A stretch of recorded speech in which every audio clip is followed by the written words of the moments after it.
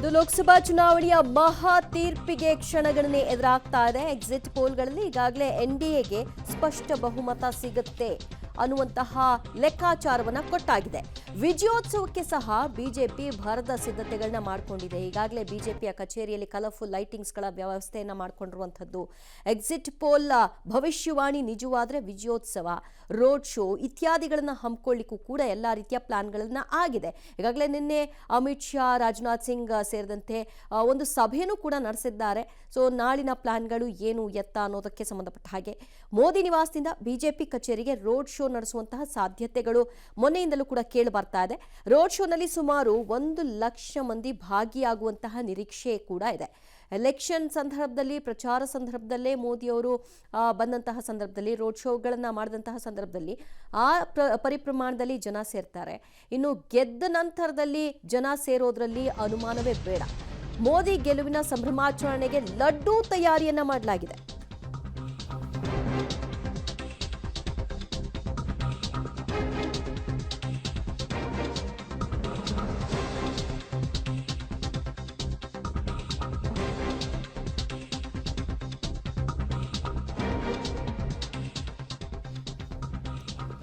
ಹತ್ತು ಸಾವಿರ ಲಡ್ಡುಗಳನ್ನು ತಯಾರಿ ಮಾಡ್ಕೊಂಡು ಇಟ್ಕೊಂಡಿದ್ದಾರಂತೆ ಕಾರ್ಯಕರ್ತರು. ಮೋದಿ ಗೆಲುವಿಗೋಸ್ಕರ, ಸಂಭ್ರಮಾಚರಣೆಗೋಸ್ಕರ ಮುಂಬೈನ ಬಿಜೆಪಿ ಕಾರ್ಯಕರ್ತರು 10,000 ಲಡ್ಡುಗಳನ್ನು ತಯಾರಿ ಮಾಡಿಕೊಂಡು ಅದನ್ನು ದೆಹಲಿಗೆ ತೆಗೆದುಕೊಂಡು ಹೋಗ್ತಾರೆ ಅಂತಕ್ಕಂಥ ಮಾಹಿತಿ ಇದೆ. ದೆಹಲಿಯಲ್ಲಿ ಇವತ್ತು ಸಂಭ್ರಮಾಚರಣೆಯ ಸಂದರ್ಭದಲ್ಲಿ ಸರಿಸುಮಾರು 1 ಲಕ್ಷಕ್ಕೂ ಅಧಿಕ ಬಿಜೆಪಿ ಕಾರ್ಯಕರ್ತರು ನೆರೆದಿರ್ತಾರೆ ಅಂತಕ್ಕಂಥ ಮಾಹಿತಿ ಇದೆ. ಪ್ರಧಾನಿ ನರೇಂದ್ರ ಮೋದಿ ಅವರು ತಮ್ಮ ನಿವಾಸದಿಂದ ಬಿಜೆಪಿ ಕಚೇರಿಯ ತನಕ ತೆರೆದ ವಾಹನದಲ್ಲಿ ರೋಡ್ ಶೋ ಮುಖಾಂತರ ಬರ್ತಾರೆ ಅಂತಕ್ಕಂಥ ಮಾಹಿತಿ ಇದೆ. ಒಂದು ವೇಳೆ ಎಕ್ಸಿಟ್ ಪೋಲ್ಗಳು ನಿಜ ಆದರೆ, ಅಗೈನ್ ಐ ಆಮ್ ಟೆಲಿಂಗ್, ಒಂದು ವೇಳೆ ಎಕ್ಸಿಟ್ ಪೋಲ್ಗಳು ನಿಜ ಆಗಿ NDA ಅಧಿಕಾರಕ್ಕೆ ಬಂದರೆ ಸಂಭ್ರಮಾಚರಣೆಗೇನು ಪಾರವೇ ಇಲ್ಲ. ಅದು ಕೇವಲ ದೆಹಲಿಯಲ್ಲಿ ಅಂತಲೇ ಅಲ್ಲ, ಪ್ರತಿ ಕ್ಷೇತ್ರದಲ್ಲೂ ಕೂಡ ಸಂಭ್ರಮಾಚರಣೆಯನ್ನು ಮಾಡ್ತಾರೆ. ಅವರವರ ಅಭ್ಯರ್ಥಿಗಳನ್ನು ಗೆಲ್ಲಿಸ್ಕೊಂಡಂತಹ ಕಾರ್ಯಕರ್ತರು ಎಲ್ಲರೂ ದೆಹಲಿಗೆ ಹೋಗೋಕ್ಕಾಗದೇ ಇದ್ದರು ಅವರವರ ಕ್ಷೇತ್ರದಲ್ಲಿ ಸೆಲೆಬ್ರೇಷನ್ ಮಾಡೇ ಮಾಡ್ತಾರೆ. ಹಾಗಾಗಿ ಏಕೆಂದರೆ 2 ತಿಂಗಳು ಗ್ರೌಂಡಲ್ಲಿ ವರ್ಕ್ ಮಾಡಿರ್ತಕ್ಕಂಥ ಕಾರ್ಯಕರ್ತರು ಅವರಿಗೆ ಆ ಜಯ ಅಂತಕ್ಕಂಥದ್ದು ಸಿಕ್ಕಿದಾಗ ಅವರ ಖುಷಿಗೆ ಪಾರವೇ ಇಲ್ಲ. ಒಂದು ಕಡೆ ಅದು ತಮ್ಮ ಅಭ್ಯರ್ಥಿಯನ್ನು ಗೆಲ್ಲಿಸ್ಕೊಂಡ್ವಿ ಅಂತ, ಎಲ್ಲದಕ್ಕಿಂತ ಮುಖ್ಯವಾಗಿ ಮೋದಿಯವರು ದೇಶದ ಪ್ರಧಾನಿ ಆಗ್ತಾ ಇದ್ದಾರೆ, ಮೋದಿಯವರು ಗೆಲ್ತಾ ಇದ್ದಾರೆ. ಹಾಗಾಗಿ ಸಹಜವಾಗಿಯೇ ಸಂಭ್ರಮಾಚರಣೆಗೆ ಎಲ್ಲ ಸಿದ್ಧತೆಗಳು ನಡೀತಾ ಇವೆ. ಲೋಕಸಭಾ ಚುನಾವಣೆ ಮತ ಎಣಿಕೆಗೆ ಈಗ ಕ್ಷಣಗಣನೆ ಆರಂಭ ಆಗಿದೆ. 7 ಗಂಟೆಗೆಲ್ಲ ಸ್ಟ್ರಾಂಗ್ ರೂಮ್ ಸಿಬ್ಬಂದಿ ಅಂದರೆ ಮತ ಎಣಿಕೆಗೆ ನಿಯೋಜನೆಗೊಂಡಿರ್ತಕ್ಕಂಥ ಸಿಬ್ಬಂದಿ ಎಲ್ಲ ತಮ್ಮ ಕಾರ್ಯಗಳನ್ನು ಶುರು ಮಾಡಿಬಿಡ್ತಾರೆ. 8 ಗಂಟೆ ಅಷ್ಟೊತ್ತಿಗೆ ಎಲ್ಲ ಸಿದ್ಧತೆಯನ್ನು ಮಾಡಿಕೊಂಡು ಮತ ಎಣಿಕೆ ಕಾರ್ಯವನ್ನು ಆರಂಭ ಮಾಡಬೇಕು ಅವರು.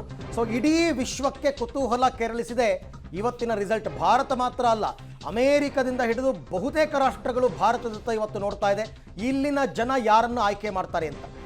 ಕ್ಷಣದ ಅಪ್ಡೇಟ್ಗಾಗಿ ಪಬ್ಲಿಕ್ ಟಿವಿಯನ್ನು ವೀಕ್ಷಿಸಿ.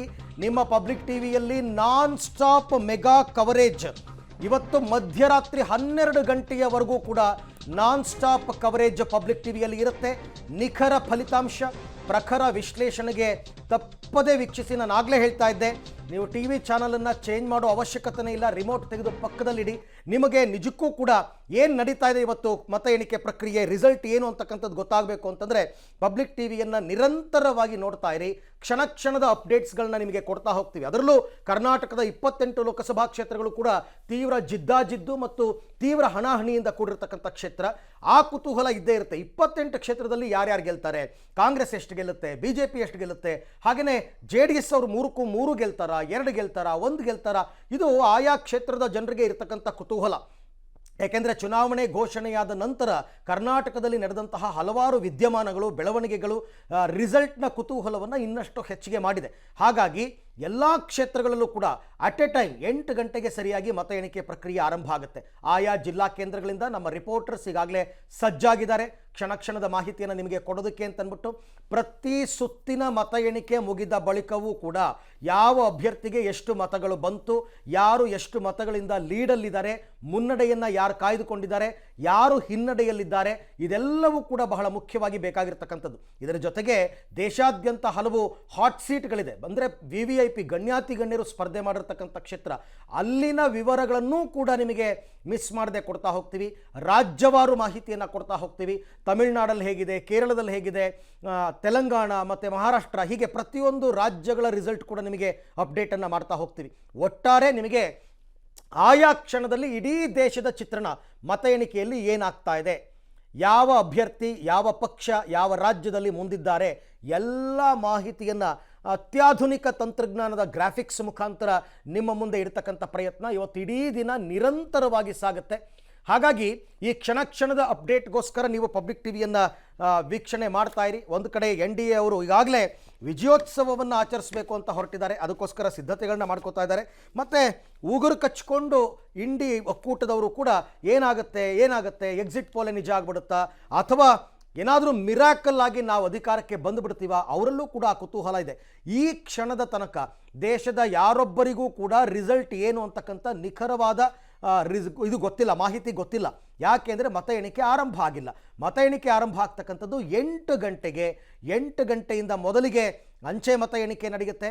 ಮತ್ತು ಹಿರಿಯ ನಾಗರಿಕರಿಗೆ ಮನೆಗೆ ಹೋಗಿ ಓಟ್ ಹಾಕಿಸ್ಕೊಂಡು ಬಂದಿದ್ರಲ್ಲ, ಅದು ಕೂಡ ಮತ ಎಣಿಕೆ ಆಗಬೇಕು. ಅವೆರಡೂ ಮುಗಿದ ಬಳಿಕ ಆಮೇಲೆ ನಿಮಗೆ ಟೇಬಲ್ ಮೇಲೆ ಒಂದೊಂದೇ EVMಗಳನ್ನ ತಂದು ಹಿಡ್ತಾರೆ.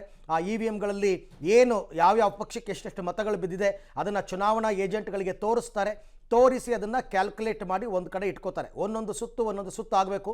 ವಿಧಾನಸಭಾ ಚುನಾವಣೆಯಷ್ಟು ಬೇಗ ಬರಲ್ಲ ರಿಸಲ್ಟ್ ಇದು. ಯಾಕೆ ಅಂತಂದರೆ ಒಂದು ಲೋಕಸಭಾ ಕ್ಷೇತ್ರಕ್ಕೆ ಕನಿಷ್ಠ 7 ರಿಂದ 8 ವಿಧಾನಸಭಾ ಕ್ಷೇತ್ರಗಳು ಬರ್ತವೆ.